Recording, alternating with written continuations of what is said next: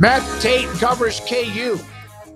Wave the wheat. Matt joins us, 365 Sports. And Matt, thank you very much for your time. Let's start with the Big 12 meetings in Orlando. I saw where Bill Self, among others, were there. Some of the football coaches, Dillingham and Leipold, there today. But that he says the Big 12 coaches want the NCAA tournament to expand. Is that what you've heard as well? Yeah, I definitely heard that yesterday. It was a bit of a surprise to me. Maybe they do. Maybe they've all come together and sort of had a change of heart about it, or whatever you want to call it, or maybe they were presented a case that made them realize, hey, yeah, that's great, let's do it. But I was under the impression before yesterday that a lot of them didn't want that. So, you got to take it at face value, right? If he says it, he says it, and you got that's all we can do is take that as true. Doesn't mean it is, but I don't think he'd say it if it wasn't. So I don't know how I feel. I think that's as much as a part of it as anything, and I don't think anybody cares what I think. But I struggle with the idea of the thing expanding just because I really do fall in the camp of if it's not broke, don't fix it, man. That thing has been the best event in all of sports for decades, and I worry about them expanding it and what that might mean to the overall product. And sure, no school, no coach wants to be left out, and if there's more spots, hey, there's better opportunity to get in there, and that obviously helps coaching tenure and longevity and things like that. And I'd imagine, the Big 12 is probably looking at it from a standpoint of, we have all these teams now. We're not just 10 teams anymore. We've got a bunch of teams, and so if they open the door for us to have a couple more spots, then yeah, we'll take them because we want to get as many of our teams in as we can. So it's probably as simple as that. I kind of wish they weren't tinkering with it, but nobody asked me. Maybe you did. I don't know. I don't think that was the answer to your question, though. But I'm sure you guys are in the same boat, man. And I'm sure there's a lot of media and a lot of fans and a lot of people that are kind of like, I don't know what I think about that. I just think kind of maybe leave it alone and let it keep being the greatest thing it is. I think most of us here at this show or on this show are against the expansion, but I don't think we're going to have a choice. I think that's going to happen based on just the feedback that I see. It sure sounds like it. I mean, as soon as next year, right? Charlie Baker, the new NCAA president, said that they're talking about 2026. So if they're that far in conversation, two things. One, it's probably happening. And then two, whether you're the Big 12 coaches or the Big 10 coaches or the ACC coaches or whoever the heck you are, if you hear language like that it's probably happening, you might as well say you're behind it, because it's going to happen with or without your blessing. I actually asked Brett Yormark about it a couple years ago or last year at the Big 12 Pro Day. We had him on for about 45 minutes, Matt. And I said, and there was an NCAA tournament game in Dallas that night. And I said, if you walked person for person through the arena and asked them, would you like to see this tournament expand? You might get two guys that were like, oh, sure, I don't care. But most of them would say no. It is weird that they are pushing something that none of the fans have asked for. The game-winning play right here in my hand. The spices dancing on my taste buds. The crispness is unreal. The crunch giving it way to that tender, succulent meat. The magical wood-fired flavor from the Pit Boss. It's like a celebration of barbecue in my mouth. A touchdown of taste. A championship of flavor. It's a symphony of taste and texture. Touchdown! The ultimate game day feast. Only on Pit Boss. Yeah, you do hate to hear that because it just underscores what it's about, right? It's about sponsorship dollars. It's about television. It's about money. It's about all those things. And, the more games you have, the more times you're on television, the more product you have to sell to those types of entities. The more money you're making, the more money they're making, the happier everyone is, at least from a financial standpoint. So it really does. I agree. If this was just a fan thing and they did a poll and asked every college basketball fan, the no would be an overwhelming winner. But, I'd assume they're thinking, well, this is a business. We have to run it accordingly, and the fans will get used to it. And they will. But it does stink to think that it's now what I did see from Charlie Baker is what, 72 or 76. So, that's better to me than 96. I mean, we were hearing that a couple of times when this expand the tournament talk first started and throughout the conversations that people have had about it. So 96 is absurd. 72 is only 4 more teams. Maybe that's easier to get behind. 76 is only 8 more teams. So maybe it doesn't become a complete game changer where it's unrecognizable and you've got double buys or anything crazy like that. I hope not. I mean, it's as good an event as there is. And, it's worked, right? And it's worked for the top seeds and the blue bloods and the upper echelon of the sport, and it's worked for the underdogs and the Cinderellas and the sleepers of the sport. I mean, it's rare to find something that works for the top and the bottom and the middle, but that's the event. That one works. So go up by 4 or 8. We could probably all live with that, but anything beyond that, it just seems like that's crazy talk to think about putting 100 teams in or nearly 100 teams. I hope we never get to that. Matt, what are your thoughts today? Brett Yormark, of course, spring meetings in Orlando. There are other conferences are having theirs. The SEC is almost near the end of theirs, but Yormark says, no, we as a conference, I've seen ADs make this comment. Harlan from Utah, we want the 5 automatic qualifiers plus the 11 at large. That's possibly going to leave them one less spot, depending on who they are.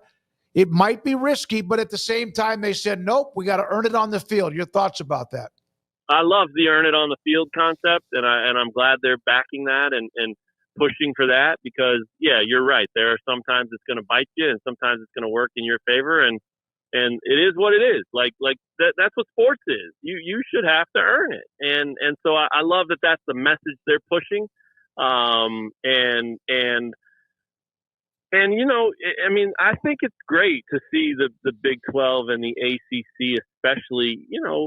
The Big 10 and the SEC are already the power brokers. We all know that, and the more they flex their muscles, the harder it gets to handle. But it's cool to see these guys standing up for not only themselves and their respective conferences, the ACC and the Big 12 especially, but also for just the sanctity of the sport, right? Like, let's earn it out there. We want it to matter. We want it to be competitive. We want it to be about deserving and not just predetermined by, we have to fill a certain number of slots with a conference like this, So I admire that they're standing up for that. And I do think, I could be wrong. And maybe if the shoe was on the other foot, it would be different. But I do think that there is some genuine respect and appreciation for the good of college football as a whole.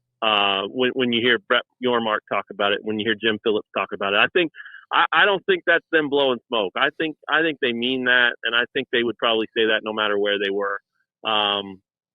It's just words, right? So it's still got to be action. It's still got to be backed up. It's still got to work out.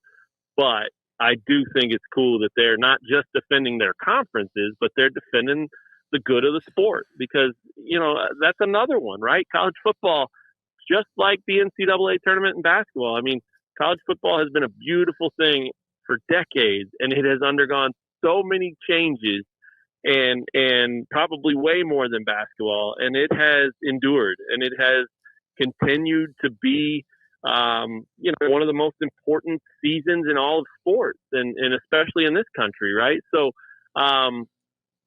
for them to change just to, rig the deck or change so quickly. I mean, we finally got to the playoff, right? Like, I just, let's let that breathe a little bit. I think that was something that people had been pushing for decades, and we finally got there. And now people are already trying to change it and stack it this way or stack it that way. I don't think that's necessary. I think it's fine to evaluate it and look at it every year, and it's fine to make sure you do put the best product out there. And maybe that does bring change. But, man, after 1 year of getting what people have wanted forever, you're going to go out and try to change it already? I just don't think that's necessary. I think that's tinkering too much, and I think that's heavy-handed. And I would like to see it just kind of, like I said, breathe for 2, 3, 4 years. And then if you feel like there's some changes that need to be made, then you make those changes then. But how do you really even know if you're basing it off of just one season? Matt, what is more of your focus right now? The impending season for Lance Leipold and the football team, or who's going to play for Kansas basketball this year? Great question. I'll give you the honest answer. Right now, it's my golf game. But other than that, it's probably a coin flip, man. Some days I wake up and I think, let's take a hard look at this KU basketball roster and see where they're at and see what their options may be to add to it. And then other days I think about how KU plays a football game on August 23rd this year, one of the earliest they've ever played, and June is Sunday. Mm-hmm. So, that makes that have a little bit more urgency because they're already doing the 100-day countdown and they're well under 100 days already because I think fall camp starts for KU like July 23rd or something. So, less than 2 months from that already, and summer hasn't even started. So it probably is football. Number one, because of the timing factor that I just laid out there. But number two, I think this Kansas basketball roster needs another player or two. I think Bill Self thinks that and has said that. And I think he wants that to happen. But I also wonder at this late juncture, whatever pieces they're still able to add, how much impact can those guys have? It's unlikely that they're going to add a big-time impact guy at this point. So what I find myself doing is looking at the roster as it stands today and kind of penciling, okay, here's who the starters are. Okay, here's the depth. Here's who's backing up whatever, and here's how they might play. And I do think, there's a player or two missing from it, from the perfect roster, the ideal lineup that they would have. But I also do think it's probably better than a lot of people realize. I don't know if it's top 5 good or even top 10 good.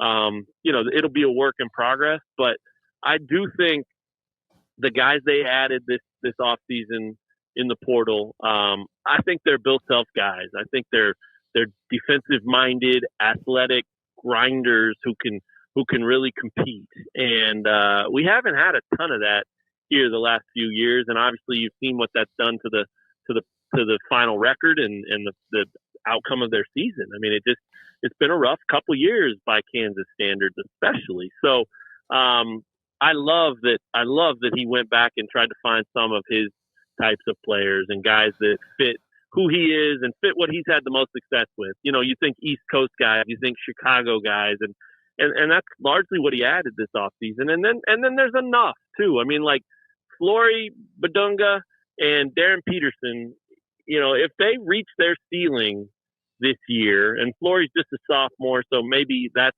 asking a lot. Darren Peterson's going to be, a one and done, possibly the number one pick in the draft kind of guy.